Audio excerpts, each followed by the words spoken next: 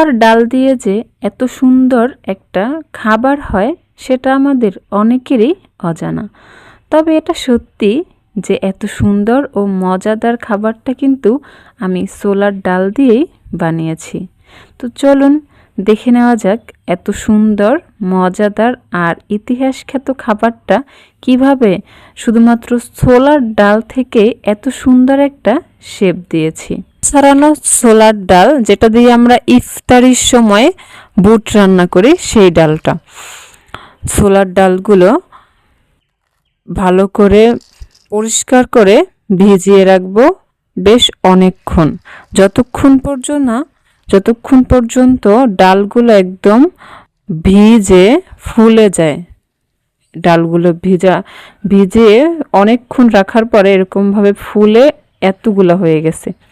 তো হওয়ার পরে আমি এগুলো এমনভাবে হাত দিয়ে ধুয়ে নিচ্ছিলাম যাতে ডালের মধ্যে যে ময়লা পানি সেটা সব চলে যায়, অর্থাৎ যতক্ষণ পর্যন্ত না পরিষ্কার পানি বের হয়। পরিষ্কার পানি বের হওয়ার পরে দিয়েছি সিদ্ধ।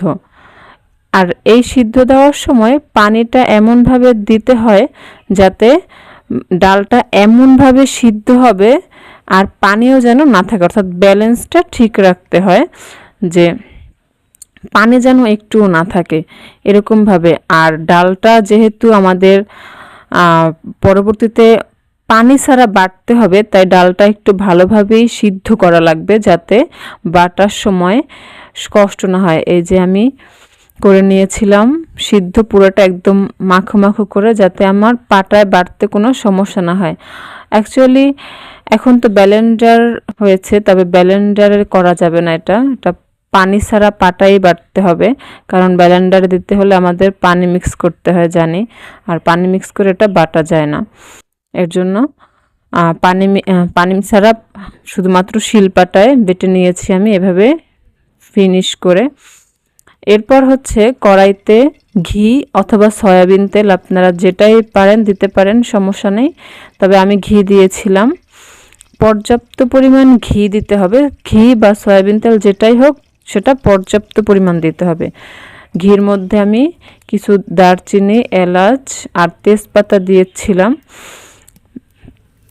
দিয়ে নেড়েচেড়ে ভাজা, অর্থাৎ ঘেরান যতক্ষণ পর্যন্ত না বের হয়েছে ততক্ষণ পর্যন্ত আমি ভাজছি। এবং এরপরে ডালগুলো হাত থেকে ঝুরঝুর করে এরকম ঝুরি ঝুরি করে দিয়েছে, যাতে পরে যেহেতু আমি পানি ব্যবহার করি না, পরে যেন লাড়তে সমস্যা না হয়।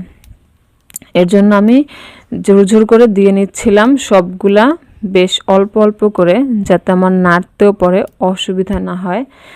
দেওয়ার পরে এরপর আমি নেড়ে চেড়ে নিচ্ছিলাম। আমি আমার সুবিধা মতো নেড়ে চেড়ে নিচ্ছিলাম।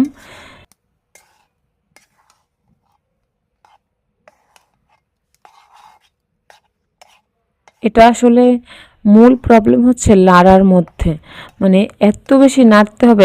যারা যারা এটা আগে তৈরি করেছে বা জানে, এত বেশি পরিমাণ নাড়তে হয়, হাত একদম ব্যথা হয়ে যায়। এটা সব থেকে বেশি কষ্টই হচ্ছে নাড়ার মধ্যে।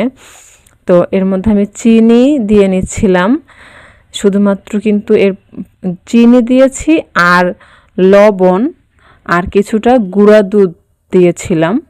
যদিও আমি গুঁড়া দুধের স্ক্রিপ্টটা নিতে পারি নাই, তো গুঁড়া দুধ আর চিনি আর হচ্ছে লবণ দিয়েছিলাম। এই নাড়তে নাড়তে এরকম অবস্থা হয়েছে। তো আস্তে আস্তে নাড়তে নাড়তে আবার সেই আগের শেপে চলে যাবে, অর্থাৎ যাতে আমি মানে একটা কি বলবো, আটার ডো যেরকম হয় এই ডোটা এরকমই হবে। আমি বারবার হাত দিয়ে দেখে নিচ্ছিলাম যে অ্যাকচুয়ালি হাতের মধ্যে নিয়ে এটা করা যায় কিনা, মানে শেপ আসে কিনা, বারবার এটা দেখছিলাম। আর এটার এরকমটাও বোঝা যায় যে কালারটা যখন বাদামি বাদামি একটা শেপ আসবে, তখন বাদামি শেপ আসলেই মোটামুটি হয়ে যাবে, মানে ওইটাই আর কি হওয়ার চিহ্নিত আর কি। তো এটা আম্মু অনেক আগে বানাইছিল, দেন হচ্ছে এরপর থেকে আমি আবার স্টার্ট করছি আম্মুর রেসিপিটা বানানোর জন্য। আর এটা এত বেশি মজা, এটা ফ্রিজে রেখে খাওয়া যায় মোটামুটি 15 থেকে 20 দিন তো খাওয়াই যাবে ফ্রিজে রেখে। আর ফ্রিজে না রেখেও আপনি 5-6 দিন খাইতে পারবেন। তো আমি এটা মেশিং দিয়ে আর হচ্ছে ছুরি দিয়ে কেটে নিয়েছিলাম বিভিন্ন রকম শেপে। আপনারা আপনাদের পছন্দ মতো বিভিন্ন রকম শেপ দিয়ে কেটে নিতে পারেন। মাশাআল্লাহ, এটা খেতে এত বেশি মজা, যে খাবে সে এটার ফ্যান হয়ে যাবে। সো আমার ভিডিওটা ভালো লাগলে অবশ্যই শেয়ার করে দিবেন, লাইক অ্যান্ড সাবস্ক্রাইব করে পাশে থাকবেন। আল্লাহ হাফেজ।